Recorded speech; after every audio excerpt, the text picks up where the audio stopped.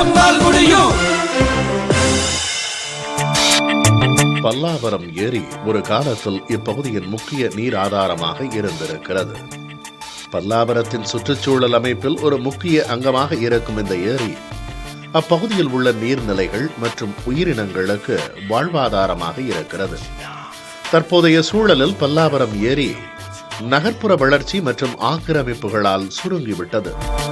மேலும் குப்பை கொட்டும் இடமாக மாறியிருந்த இடத்தை அரசின் நடவடிக்கைகளால் மீட்டெடுத்து ஏரியை பாதுகாக்கும் களப்பணியை இயற்கை தன்னார்வல குழுக்கள் இணைந்து செய்து வருகின்றன.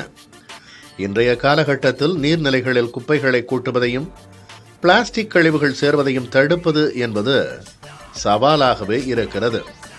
தொடர்ந்து அதற்கான களப்பணி செய்யவும் மக்களிடையே விழிப்புணர்ச்சி ஏற்படுத்த வேண்டிய தேவையும் உள்ளது.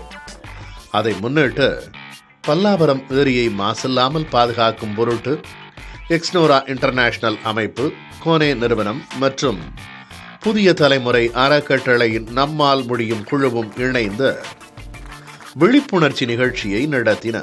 சுற்றுப்புற சூழலை நம்ம பாதுகாக்கணும், மனிதர்களுக்கு நம்ம நீர்நிலைகளை எப்படி பாதுகாக்கணும், அதோடைய முக்கியத்துவம் என்ன, அதை நம்ம செயல்பாட்டுக்கு கொண்டு வரணும் அப்படிங்கிறது எங்களுடைய நோக்கம்.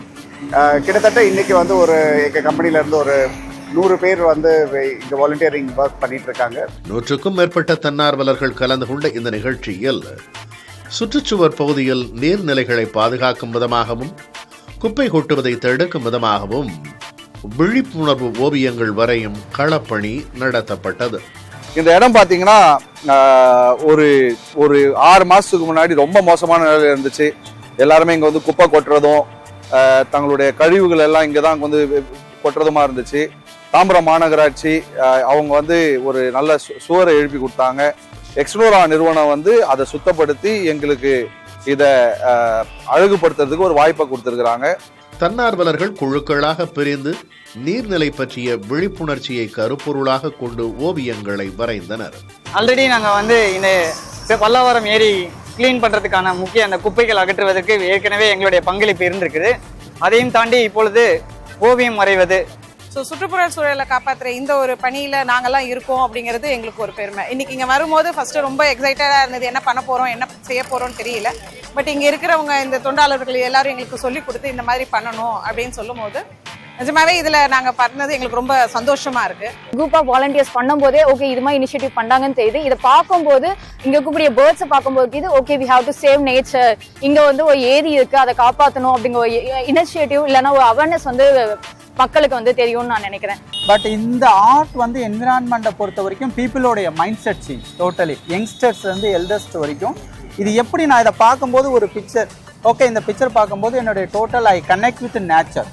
அந்த கனெக்ட் வித் நேச்சரோட வரும்போது ஒவ்வொரு விஷயமும் என்னை மாற்றுது. நீர்நிலைகள் பற்றிய ஓவியங்கள் பொதுமக்கள் மனதில் பதியும் வகையிலும் ஏரிக்கு முக்கியத்துவம் கொடுக்க வேண்டும் என்ற எண்ணத்தை விதைக்கும் வகையிலும் அமைந்தது. ஃபுல்லாக இதுக்கு முன்னாடி வெள்ளையாக இருந்துச்சு. ஸோ நாங்கள் இந்த பெயிண்ட்லாம் பண்ணி இந்த செவத்தை அப்படியே கலர்ஃபுல்லாக மாற்றிருக்கோம். ஸோ தட் இந்த பக்கம் போகும்போதெல்லாம் இந்த பார்க்கும்போது அவங்களுக்கே ஒரு ஓகே சென்னை கொஞ்சம் பெட்டர் ஆகிட்டு வருது அப்படின்னு ஒரு ஃபீல் கொடுக்கும். மோரோவர் இதுக்கு பின்னாடி இருக்க அந்த லேக்கும் கொஞ்சம் ஹைலைட்டாக தெரியும். 5 days ஒர்க்கில் இருந்துட்டு இந்த மாதிரி ஒரு ஆக்டிவிட்டி ரொம்ப குழந்தைகளா இருந்து பண்றது மாதிரியான ஒரு ஃபீலிங் இருந்தது. ரொம்ப ஒரு ப்ளஷரான ஒரு ஆக்டிவிட்டியா இருந்தது. மைண்ட் ஃப்ரீ ஆகுது, ரொம்ப இன்ட்ரெஸ்டிங்கா இருக்கு. சின்ன பிள்ளைல பண்ணியிருப்போம், அப்புறம் இடையில ஒர்க் அது இதுன்னு மறந்துருப்போம். இப்போ இந்த மாதிரி ரேண்டமா பண்றப்போ ஒரு மாதிரி ஜாலியா இருக்கு. தமிழ்நாடு ஃபுல்லா இந்த மாதிரி தன்னார்வலர்களுக்கான ஒரு மீடியான்னா புதிய தலைமுறை நம்மால் முடியும் குழுன்னு நான் சொல்லுவேன்.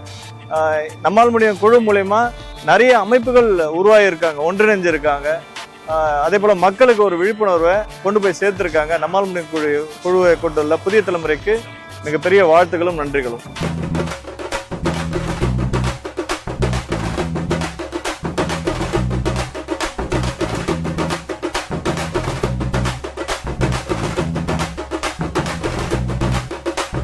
மேடவாக்கம் காயிதே மில்லத் ஆடவர் கல்லூரி மற்றும் பல தன்னார்வ குழுக்கள் இணைந்து பசுமைக்கான நடைப்பயண நிகழ்ச்சியை நடத்தினார்கள்.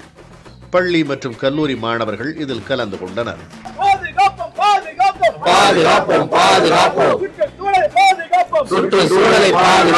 சுற்றுச்சூழல் பாதுகாப்பிற்காக அதை ஒரு விழிப்புணர்ச்சி ஏற்படுத்துவதற்காக இந்த இந்த வாக்கத்தான் நாம் நடத்தி கொண்டிருக்கிறோம்.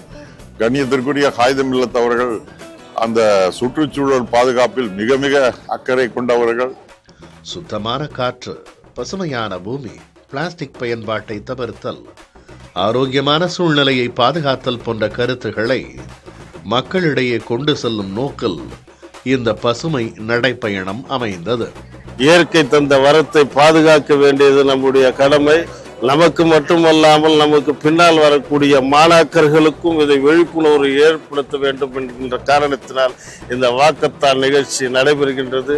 சுமார் ஒரு 2000க்கும் மேற்பட்ட மாணவர்களும் கல்லூரி பேராசிரியர்களும் சுற்றுச்சூழல் ஆர்வலர்களும் குடியிருப்போர் நலச்சங்க நிர்வாகிகளும் மற்றும் பொதுமக்களும் கலந்து கொண்ட சூழலியல் நடை என்பது முழுக்க முழுக்க சுற்றுச்சூழலை பாதுகாப்பதற்கான ஒரு இயக்கமாக இது நடைபெற்றது. இதன் மூலமாக இன்றைக்கு இந்த விழிப்புணர்வானது எல்லா இடங்களிலும் செய்யப்பட வேண்டிய ஒன்று. ஏனென்று சொன்னால் இன்றைக்கு குறிப்பாக நாம் பயன்படுத்துகிற தண்ணீர், நாம் பயன்படுத்துகிற காற்று, இவற்றிலெல்லாம் இன்றைக்கு மாசு கலந்திருக்கிறது. எனவே இவற்றையெல்லாம் மாணவர்கள் உணர்ந்து கொள்ள வேண்டும். எதிர்கால தலைமுறைக்கு மிகச்சிறந்த ஒரு சமுதாயத்தை உருவாக்க வேண்டும். பிறக்காத குழந்தைகளுக்கு ஒரு மிகச்சிறந்த உலகத்தை உருவாக்கி தர வேண்டும் என்கிற அடிப்படையில் தான் இன்றைக்கு மாணவர்களோடு இணைந்து பல்வேறு சுற்றுச்சூழல் நீர் சார்ந்திருக்கிற ஆர்வலர்களும் இந்த நிகழ்ச்சியில் கலந்து கொண்டிருக்கிறார்கள். இது மெயினா எதுக்குன்னு பாத்தீங்கன்னா, வர தலைமுறைகளுக்கும் சுற்றுச்சூழலை எப்படி பாதுகாக்கணும், அதே மாதிரி இப்ப இருக்கிற ஜெனரேஷனுக்கும் வரப்போற ஜெனரேஷனுக்கும் எப்படி நம்ம என்விரான்மெண்டலை எப்படி பாதுகாக்கணும்னு சொல்றதுக்காக நடத்தப்பட்ட ஒரு வாக்கத்தான் தான் இது. இது ஆக்சுவலி ரொம்ப யூஸ்ஃபுல்லா இருந்துச்சு. சுற்றுச்சூழலை பத்தி என்னன்னே தெரியாம இருந்த எங்களுக்கு ஒரு நல்ல எக்ஸ்பீரியன்ஸா இருந்தது. எப்படி செக்யூர் பண்ணணும் என்விரான்மெண்ட்டை, எப்படி நீர்நிலைகள்லாம் பாதுகாக்கணும் அப்படின்றதுக்கான ஒரு விழிப்புணர்வா எங்களுக்கு இருந்தது.